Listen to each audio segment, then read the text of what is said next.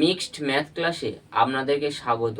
আজ আমরা শিখব বিভিন্ন পরীক্ষাতে আসা ম্যাথের কোশ্চেনগুলো সমাধান করব এই ভিডিওর মধ্যে দিয়ে।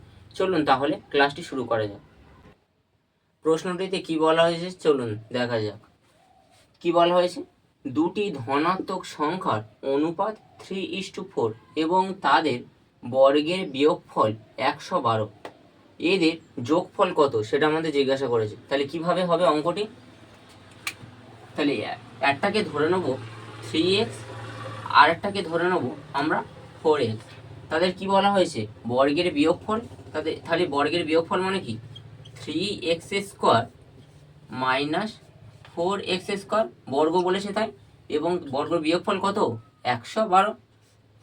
তাহলে 112, তাহলে 3 স্কোয়ার কত, 9, 9x² হবে, মাইনাস 4 স্কোয়ার কত, 16x²। তাহলে 16x² সমান সমান কত হবে, এই 112। তাহলে 16 থেকে 9 বিয়োগ করলে কত হয়, 7 হয়। তাহলে 7x² সমান সমান 112। তাহলে এই x² মান বার করতে গেলে কি করতে হবে, 7 পরে ভাগ হয়ে যাবে, 7 পরে ভাগ হয়ে গেলে কত হয়, 16। তাহলে x সমান সমান কত, x সমান সমান 4। কেন 4 হলো, কারণ কি এই স্কোয়ারটা ওপারে গেলে কি রুট হয়ে যাবে, আর 16 √16 মানে কি, √16 মানে 4। তাহলে আমাদের কি চেয়েছে, এদের যোগফল চেয়েছে। তাহলে যোগফল কি, যোগফল মানে 4 আর 3 যোগ করলে কত হয়, 7 হয়। তাহলে 7x, তাহলে 7x, তাহলে x এর মান কি 4, তাহলে 7 × 4, তাহলে 4 সাথে 28, এটাই উত্তর। তাহলে পরের অঙ্কটিতে কি বলা হয়েছে চলুন দেখা যাক। পরের অঙ্কটিতে বলা হয়েছে কোনো একটি সংখ্যাকে 56 দিয়ে ভাগ করলে 29 ভাগশেষ থাকে, 8 দিয়ে ভাগ করলে ভাগশেষ থাকবে কত সেটা আমাদের জিজ্ঞাসা করেছে। এমন অঙ্ক দেখলে পরীক্ষাতে কিভাবে এক লাইনের মাধ্যমে হবে দেখুন। প্রথমবারে লিখব ডিভাইডার, আর একদিকে লিখব রিমাইন্ডার। তাহলে কত দিয়ে ভাগ করা হচ্ছে, তাহলে 56 দিয়ে প্রথমবারে ভাগ করা হচ্ছে। 56 দিয়ে ভাগ করলে কত ভাগশেষ থাকছে, 56 দিয়ে ভাগ করলে 29 ভাগশেষ থাকে। আর কি বলা হয়েছে, 8 দিয়ে ভাগ করলে কত ভাগশেষ থাকবে সেটা আমাদের জিজ্ঞাসা করেছে। তাহলে এখানে লিখবো 8। তাহলে এটা দিয়ে এটা প্রথমবারে ভাগ যাচ্ছে কি দেখবো, 8 দিয়ে তো 56 ভাগ যায়, 7 8 56। তাহলে এটা যদি ভাগ যায় তাহলে এই সংখ্যাটা দিয়ে এইটা প্রথমবারে ভাগ করব, এইটা ভাগ করতে করতে যাব, কিন্তু এটাকে এই 29টার খেয়েবো না। তাহলে 8 দোকানে 16, 8 3 24 হচ্ছে। তাহলে 24 এর পরে গেলে কি বেশি হয়ে যাবে, তাহলে 8 3 24, 24-এর পরে থেকে 29 কত বেশি, 5 বেশি, যেটা বেশি সেটাই আমাদের উত্তর, সেটাই রিমাইন্ডার থাকবে। তাহলে 5 বেশি, 5 রিমাইন্ডার, এটাই উত্তর। পরের অঙ্কটিতে কি বলা হয়েছে চলুন দেখা যাক। পরের অঙ্কটি বলা হয়েছে 7টি ক্রমিক যুগ্ম সংখ্যার যোগফল 154, সর্ববৃহৎ সংখ্যাটি হলো। কিভাবে হবে দেখুন, এক লাইনের মাধ্যমে হয়ে যাবে। প্রথমবারে কি বলা হয়েছে, 7টি যুগ্ম সংখ্যা। তাহলে প্রথমবারে 7টা ভাগ করে নেব, 7টা ভাগ করে দেওয়ার পরে এই 7টি যুগ্ম সংখ্যা যোগফল কত, 154 বলা হয়েছে। এই 154কে 7 দিয়ে ভাগ করে দেবো, 7 দিয়ে ভাগ করলে কত হয়, 22 হয়। তাহলে আমাদের মিডিলটা মান বার হলো 22। তাহলে মিডিল কোনটা হবে, এদিক দিয়ে দুটো, এদিক দিয়ে দুটো, মাঝখানে মিডিল কি 4 নম্বরটা হবে। তাহলে 4 নম্বর মানে কি, এটাই 4 নম্বর। তাহলে 22 এটা বলা হয়েছে। তাহলে এবারে যুগ্ম সংখ্যা বলেছে, যুগ্ম সংখ্যা মানে কি, জোড় সংখ্যা। তাহলে এর পরে জোড় সংখ্যা কি, 22-এর পরে 24, 24-এর পরে কি 26, 26-এর পরে কি 28। তাহলে আমাদের কি চেয়েছে, সর্ববৃহৎ চেয়েছে। তাহলে কি 28 হবে। আর যখন সবচেয়ে কম বলবে তখন কি, তখন আবার এদিক দিয়ে কমতে কমতে আসবো, তখন যেটা কমবে সবচেয়ে কম হবে তখন সেটাই উত্তর হবে। পরের অঙ্কটিতে কি বলা হয়েছে চলুন। পরের অঙ্কটিতে বলা হয়েছে একটি ছাত্র দলে 4802 টাকা খরচ করে। ওই ছাত্র দলে যতজন ছাত্র আছে প্রত্যেকে ততগুলি 50 পয়সা খরচ করে। প্রত্যেক ছাত্র যত টাকা খরচ করে তার পরিমাণ কত। অঙ্কটি দেখে ঘাবড়ানোর কোনো কারণ নেই, কারণ এত বড় দেখে অঙ্কটি অনেকে স্কিপ করে বার হয়ে যায়। অঙ্কটিতে কিছু নেই, চলুন কি বলা হয়েছে দেখা যাক। খালি ছাত্র দলে কত টাকা করে খরচ করে, 4,802 টাকা করে। তাহলে কত করে খরচ করেছে প্রত্যেকে? ততগুলি 50 পয়সা খরচ করেছে। 50 পয়সা মানে কি, এগুলো কি টাকায় রয়েছে আর এগুলো কি পয়সায় রয়েছে। তাহলে এটা পয়সা থেকে টাকায় নিয়ে গেলে কি করতে হবে, 100 দিয়ে ভাগ করে দেবো এটার। তাহলে 100 দিয়ে ভাগ করলে কি হবে, 5 দুগুণে 10। তাহলে এই দুইটা ওপরে নিয়ে গেলে কি হবে, গুণ হয়ে যাবে। তাহলে পরের লাইন 4,802 এর সঙ্গে এই দুইটা গুণ হয়ে গেল। কারণ কি, কারণ এখানে কি বাই আকারে আছে, তাহলে এটা উল্টে দিলে কি হয়ে যাবে, দুইটা গুণ আকারে হয়ে যাবে। তাহলে এটার সঙ্গে 2 গুণ করে দিলে কি হয়, এর সঙ্গে 2টা গুণ করে দিলে কি হবে, 9,604, 9,604 টাকা। এই 9,604 টাকাকে এটা রুট করে দেবো। এটা যদি রুট করে দিই তাহলে রুট কত, এটা কত রুট, রুট 98 এর রুট হয় 9,604 টাকা। তাহলে আমাদের উত্তর কি হবে, উত্তর হবে 98। পরের অঙ্কটিতে কি বলা হয়েছে চলুন দেখা যাক। পরের অঙ্কটিতে বলা হয়েছে একটি পরীক্ষায় 40% ছাত্র অঙ্কে ফেল করে এবং 30% ছাত্র ইংরেজিতে ফেল করে এবং 20% ছাত্র উভয় বিষয়ে ফেল করে।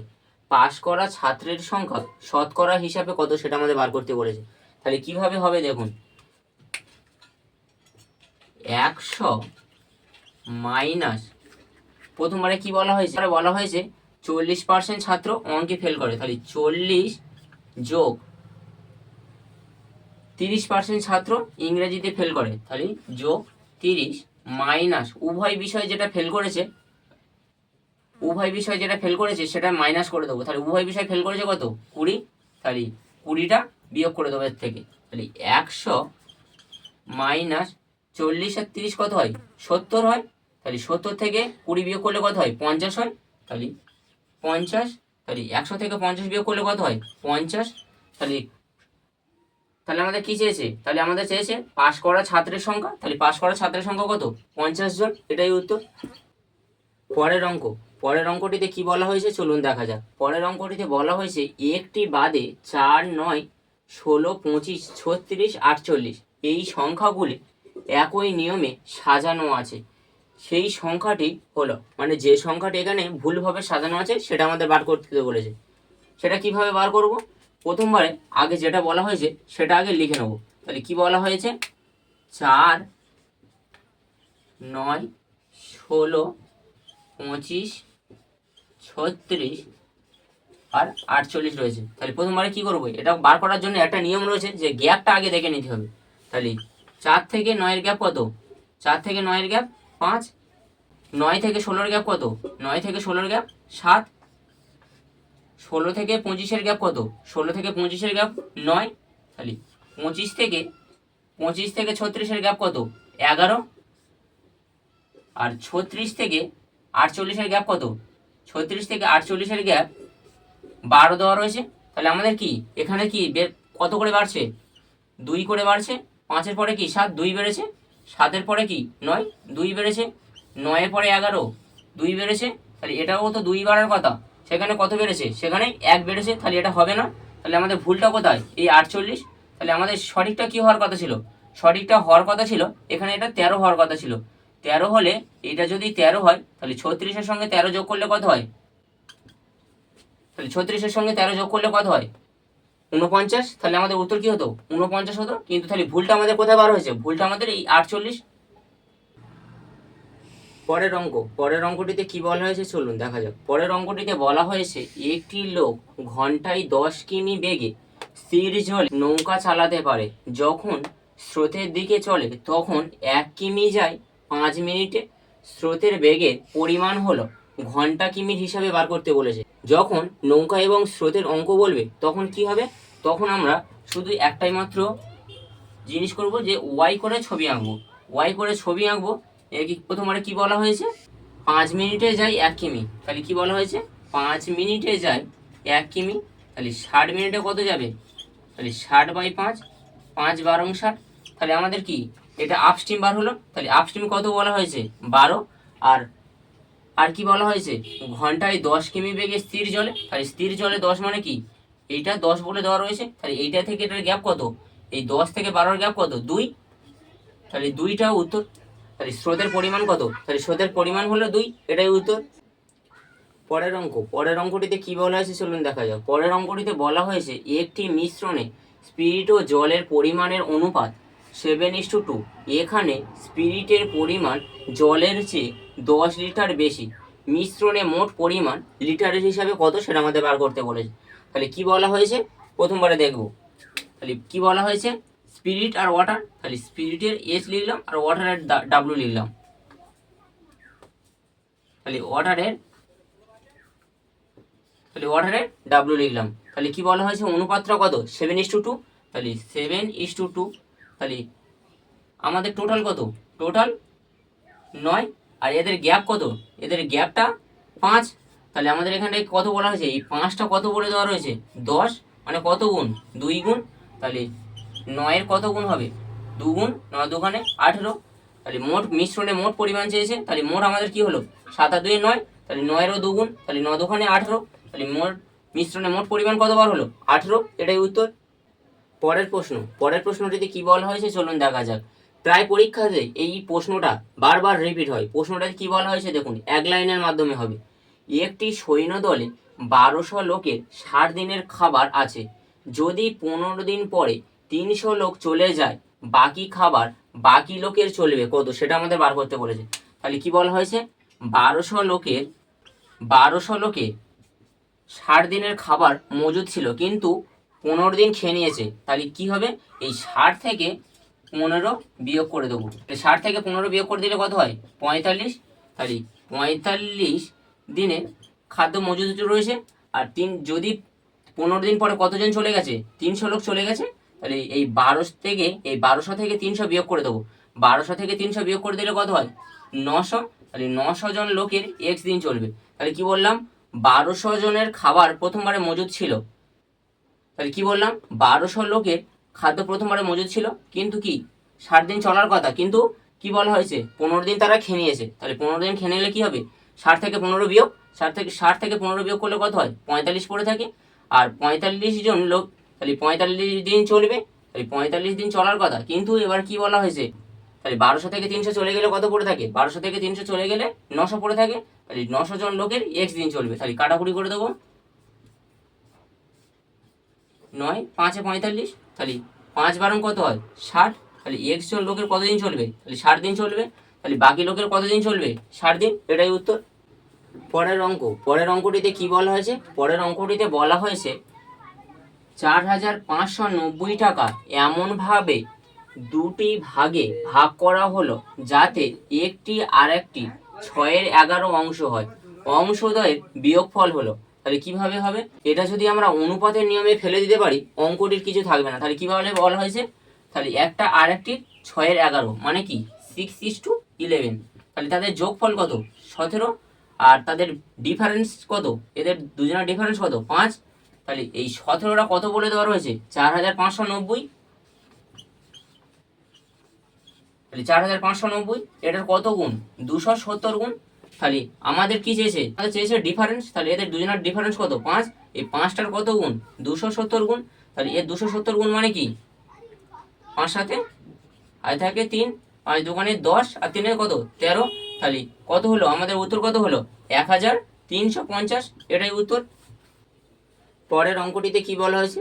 পরের অঙ্কটিতে বলা হয়েছে একটি সংখ্যা অপর একটি সংখ্যার 3 গুণ, তাদের গুণফল 1323 বৃহত্তম সংখ্যাটি হলো। তাহলে অঙ্কটি কিভাবে হবে? প্রথমবারে ধরবো সংখ্যাটি x। যদি সংখ্যাটি কি ধরলাম? সংখ্যাটি x। তাহলে কি বলা হয়েছে, তার 3 গুণ মানে কি 3x।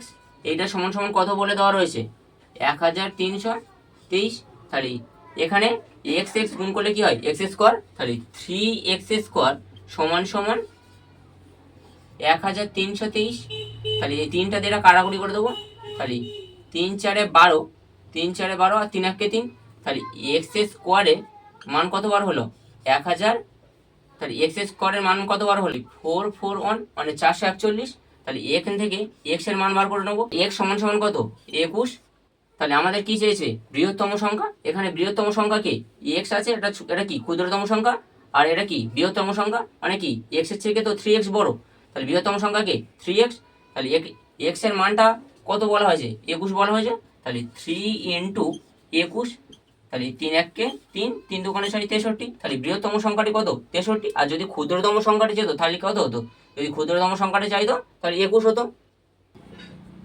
পরের অঙ্কটিতে কি বলা হয়েছে, পরের অঙ্কটিতে বলা হয়েছে যে সংখ্যার সাথে 39-এর অনুপাত 6-এর সাথে 13-এর অনুপাতে সমান সেই সংখ্যাটি হলো। তাহলে কিভাবে হবে অঙ্কটি তাহলে কি বলা হয়েছে, যে সংখ্যার সাথে, তাহলে সংখ্যাটি আমরা এক্স ধরে নেব। তাহলে এক্স এর সঙ্গে 39-এর যে অনুপাত, তাহলে সমান সেই 6-এর সাথে 13-এর অনুপাতের সমান, মানে কি 6:13। তাহলে কি আমরা কি জানি, অনুপাতের সময় কি হয়, ধারের সঙ্গে ধারের আর মাঝের সঙ্গে মাঝের। তাহলে ধারের সঙ্গে ধারের আর মাঝের সঙ্গে মাঝের, মানে কি 13 সঙ্গে এক্স গুণ, মানে কি 13 ইন্টু এক্স সমান সমান 39 ইন্টু 6, এটাই বলা হয়েছে। তাহলে 3, 13, 39 কাটাকুটি যায়, আর এক্স সমান সমান কতবার হলো, তাহলে 3, 6, 18। তাহলে আমাদের উত্তর কি হলো, উত্তর হলো 18। তাহলে সংখ্যাটি কি, যে সংখ্যাটা বলা হয়েছে সেই সংখ্যাটি কত হলো, 18, এটাই উত্তর। পরের প্রশ্নটি কি বলা হয়েছে, পরের প্রশ্নটিতে বলা হয়েছে 60 এবং 75 এর মধ্যবর্তী মৌলিক সংখ্যাগুলির যোগফল কত। তাহলে মৌলিক সংখ্যাগুলির যোগফল চেয়েছে। তাহলে এর পরে মৌলিক সংখ্যাগুলো কোন কোনগুলো রয়েছে, এরপরে মৌলিক সংখ্যাগুলি রয়েছে 61, 67, 71, আর একটা কত 73, এর মধ্যবর্তী মৌলিক সংখ্যা। তাহলে এর যোগফল চেয়েছে, তাহলে এই কটা যোগ করে দেবো। তাহলে 7 আর 3 10, 10 আর 2 কত হয় 12, 12 2 আর থাকে 1। তাহলে 7 7 14, 14 আর 6 কত হয় 20, 20 আর 6 26, আর 1 27। তাহলে টোটাল যোগফল কত 272। তাহলে আমাদের মোট যোগফল কত হলো, মোট যোগফল হলো 272, এটাই উত্তর। ক্লাসটি যদি ভালো লাগে লাইক, কমেন্ট এবং বন্ধুদের মাঝে বেশি বেশি করে শেয়ার করে দেবেন।